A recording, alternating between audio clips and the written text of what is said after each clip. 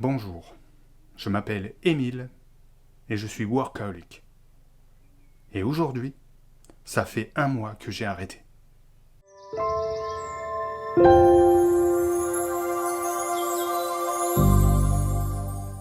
Et voilà, j'ai fait 200 bornes pour me faire interviewer par Axel et il n'est même pas là.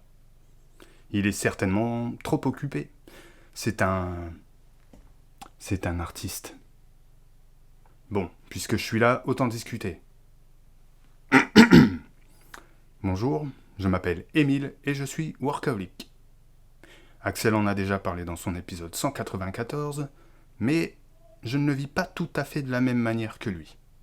Un workaholic peut se traduire littéralement par bourreau de travail.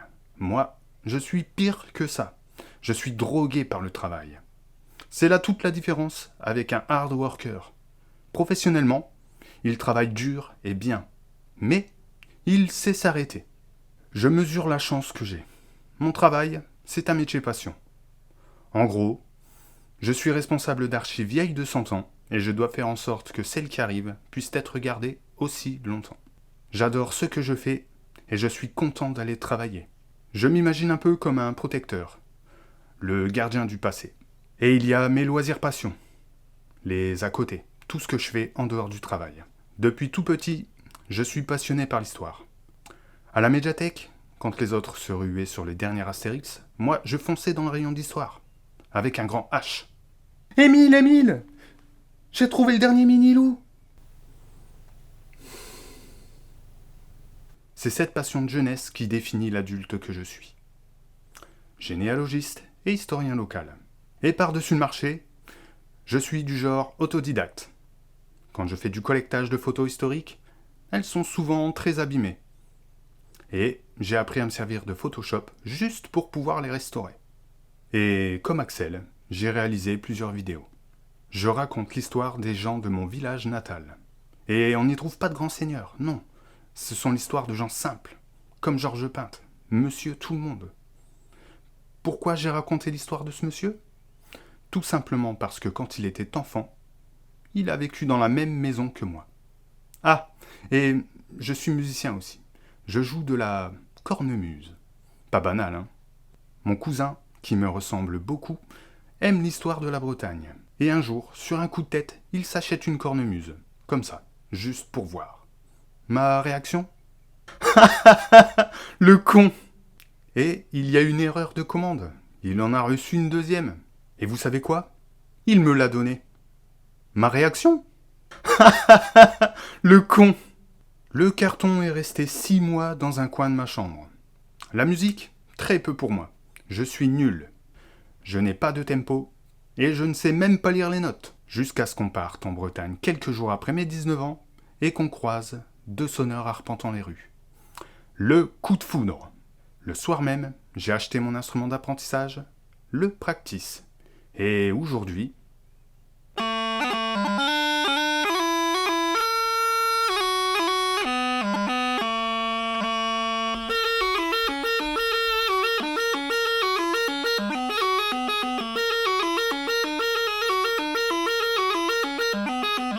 tout ça m'a amené à produire plusieurs contenus sur les réseaux sociaux. J'étais hyper actif. Et quand c'était une vidéo d'histoire, il fallait compter les mois de recherche dans les archives. La première fois que nous en avons discuté avec Axel, il m'a dit « Mais c'est normal, t'es un artiste. Moi je me vois plutôt comme un passionné. Et ma famille comme un fou, qui parfois travaille pour rien et qui ne termine pas toujours tout. Vivre de ses passions et vivre pour ses passions, c'est fabuleux. Mais dans mon cas, mes passions étaient un peu comme des œillères. Comme les chevaux, cela m'a empêché de voir ce qui se passait autour de moi, au détriment de mes proches. Récemment, un événement m'a ouvert les yeux. Au détour d'une rue de mon village d'enfance et alors que je préparais une vidéo, je suis tombé sur David. C'était l'un de mes meilleurs amis d'enfance. Nous avions fait toutes nos classes de primaire ensemble et nous étions assis presque tout le temps côte à côte. La vie est comme elle est et nous nous étions perdus de vue. Quand on se retrouve, on discute. Nos enfants ont le même âge, ils sont faits pour s'entendre. Alors c'est décidé, cette année, on se revoit. 2 semaines plus tard, sur les mêmes réseaux sociaux qui monopolisaient tout mon temps, j'ai soudainement appris le décès de David. Devant son faire-part de décès, j'ai eu l'impression d'être propulsé sur un mur à 180 km/h. C'est brutal. J'ai directement perdu mes œillères. Celle-là même que ma femme s'évertuait à tenter de retirer depuis trop longtemps. Et puis, j'ai regardé autour de moi. J'ai toujours eu le regard tourné vers le passé. Il est bon de se souvenir. Mais, comme le dit si bien Dumbledore, n'aie pas pitié des morts. Et pitié des vivants. J'avais le même âge que David. Et puis, j'ai pensé à ses enfants. Et puis, cette question. Et si c'était moi ? Quelle image laisserais-je à mes 2 fils ? Celle d'un père toujours fourré dans ses vieux papiers poussiéreux et toujours occupé ? Non, je n'ai pas envie de ça. Le soir même, j'ai tout quitté. Facebook, YouTube, Instagram, etc. Moi qui étais surexposé sur les réseaux sociaux, je suis devenu invisible sur le net. Il ne reste rien. Alors, bonjour, je m'appelle Émile et je suis workaholic. Et aujourd'hui, ça fait 1 mois que j'ai arrêté. Et mon Dieu que ça fait du bien. J'ai arrêté de penser. Je profite.